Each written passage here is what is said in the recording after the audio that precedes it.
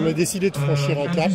On est à des moments déterminants concernant ce qui s'est fait dans l'urgence et sous la pression préfectorale sur les déboisements. Des travaux de préparation qui ne sont plus des travaux de préparation de chantier, mais des vrais travaux de chantier peuvent démarrer par exemple dès lundi avec les regroupements d'engins de chantier qu'on a repérés sur différents endroits du tracé.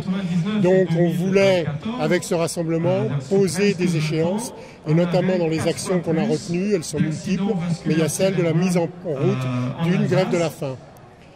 On a pour ça évoqué ce qu'on appelle un ultimatum, mais en tout cas une ultime demande aux autorités, au plus haut niveau de l'État, y compris au président de la République, mais aux différents ministres qui ont la coordination du gouvernement ou les ministres qui ont en charge le dossier, de mettre le nez dans ce dossier, parce que manifestement, beaucoup de gens disent ce sera le dernier dossier qu'on fera comme ça.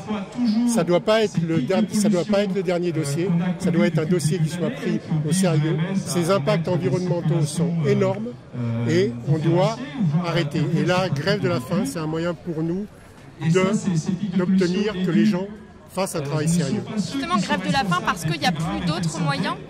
Il y a encore beaucoup d'autres moyens, mais sur le terrain, dans la mesure où on a une justice qui a pris une ordonnance de rejet du référé tout à fait étonnante, qui reconnaît qu'il y avait un doute sérieux, mais qui en même temps dit que l'administration ou Vinci saura corriger facilement, qu'il y a des troubles à l'ordre public, qu'il y a une atteinte sérieuse à l'intérêt général, alors à titre exceptionnel, on rejette notre référé. On a encore beaucoup de recours à purger, notamment pour celui-là. On va en cassation devant le Conseil d'État. On a encore un délai. Et ce que devrait faire l'État et la justice, c'est que quand on a un référé ou plusieurs référés qui sont déposés, on doit respecter le principe du recours effectif. C'est-à-dire qu'on n'accélère pas les travaux, qu'on n'accélère pas les objectifs des arrêtés qui ont été attaqués, tant qu'on n'a pas eu la décision de la justice administrative. Donc, encore une fois, on revient à la grève de la faim. La grève de la faim, c'est quand même sur la pyramide des actions, peut-être une des plus fortes, parce qu'il y a urgence, c'est ça que vous dites? Tout à fait, il y a urgence. Un certain nombre d'éléments ont été faits, d'autres sont encore en cours et peuvent possiblement commencer sur la partie du tracé qui est gérée par Arcos Vinci.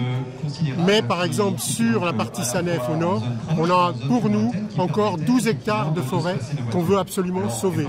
Et si quelque chose doit se faire, il faut respecter les normes réglementaires qui ont été édictées, alors que dans la plupart des cas, ça n'a pas été fait.